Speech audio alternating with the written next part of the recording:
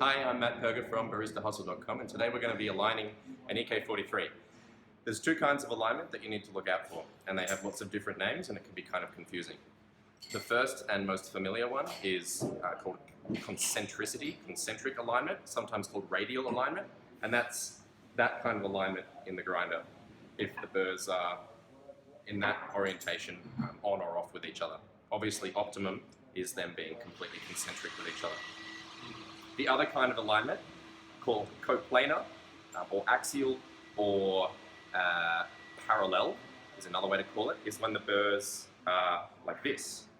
So we need to make sure that both of these alignments are correct. So they need to be parallel and they need to be concentric.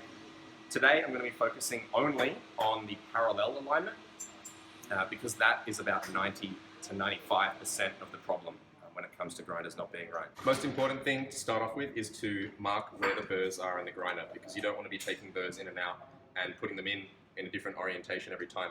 So we're going to put this burr in, line it up with the holes, draw a line on the inside of the grinder, and then I'm going to pick this burr out again and draw a line on there.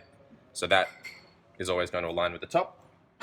Same thing with the carrier or the moving burr.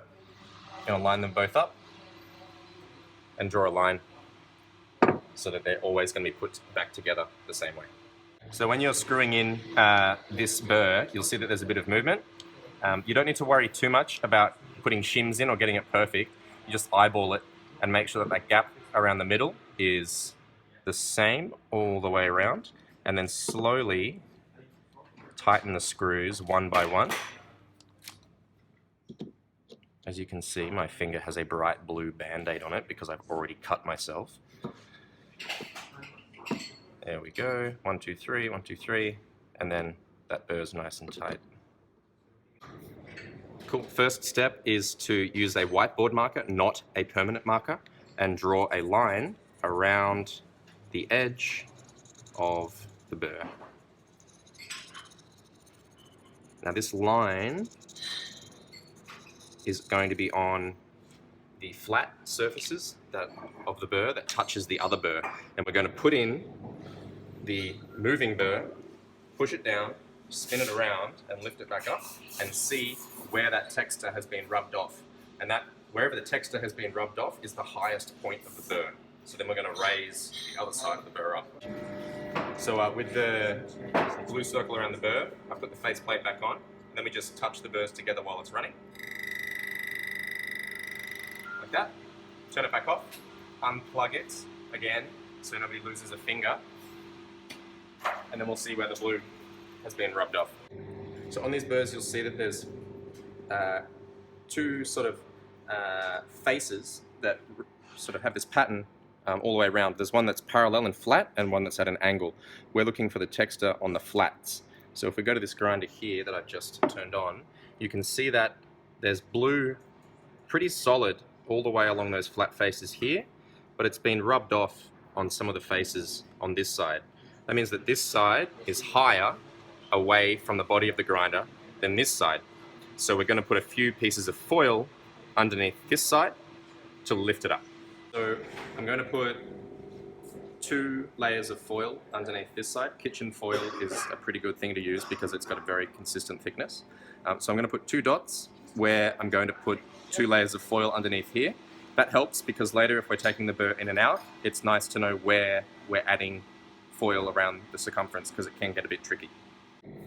So I've got a tiny bit of foil folded over itself, so it's 2 layers, and I'm just going to butt that up against the edge of the grinder there.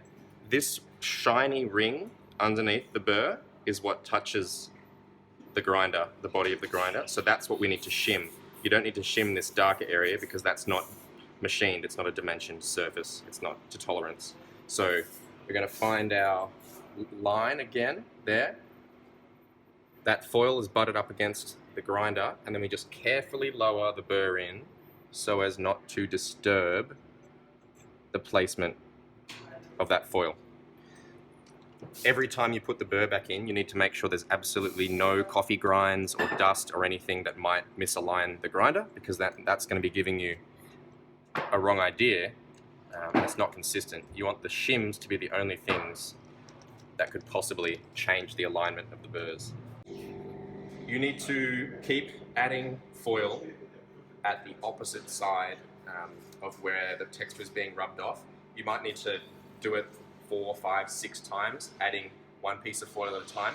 Never take foil away, always add more, because that's going to give you a much better representation, a much better way to follow what you've been doing. Just keep building that foil up on the opposite side to where the texture is being rubbed off, and eventually the burr will become perfectly flat. More texture. Fresh. Make sure the whiteboard marker dries as well. You don't want to have big globs flying around. It's not going to give you a very good idea of what's aligned or not. We've turned the grinder on, put the burr back in, made them touch, take it apart again. So have a look at the burr. You'll see that the texture has been wiped off pretty much perfectly around the entire circumference of the burr on all of those flat faces. Don't worry about the blue that's left on those angled faces. It is wiped clean. So now, that burr's great. We're going to clean the texture off it, and then we're going to work on this one. I'm just going to do this other burr with the texture all the way around. Alright, so now we're going to be aligning the moving burr. Same thing, texture around the outside. This one's actually pretty okay. As you can see, most of the texture has been wiped off pretty evenly all the way around the outsides. But I still want to show you how to add the foil to this burr because it's a lot easier and a lot quicker than it is with the stationary burr. So just lightly undo the screws. So you've got a few millimeters of play. Then grab your foil. Maybe you want a double layer, so you fold it over. Make sure not to get any big creases in it. And say I wanted to shim over here, I'd lift the burr up and just slide the foil into that gap. If you need a bit more room, that's okay. Slide the shim in to that gap and make sure it's not too far outside, just so you can see it, and then push the burr back down on top and then tighten it, making sure it's nice and centered as before. If you find that your EK43 is noisy when you start it up, or every so often when you turn it on, it might be because this little guy in here, the shear plate, isn't straight, or it isn't located right in the center. You want to make sure it's perfectly centered before you put the faceplate back on. If it's slightly offside, that's going to be the thing that's wiggling around.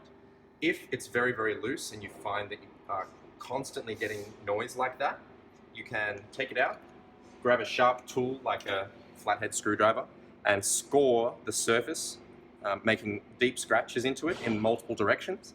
And then when you insert it back into the grinder, it's going to be very, very snug. You can position it perfectly in the middle and there won't be any noise anymore. Hopefully that answers most of your questions about how to make this EK43 really purr. Once it's aligned, you should notice that your espressos at the same grind setting will flow a lot slower. If they're flowing faster or something else is happening, then you need to go back and start all over again. Your extractions should be a little bit higher, your coffees should be tasting sweeter, more even, and hopefully you didn't cut your finger while you're doing it. Thanks for watching.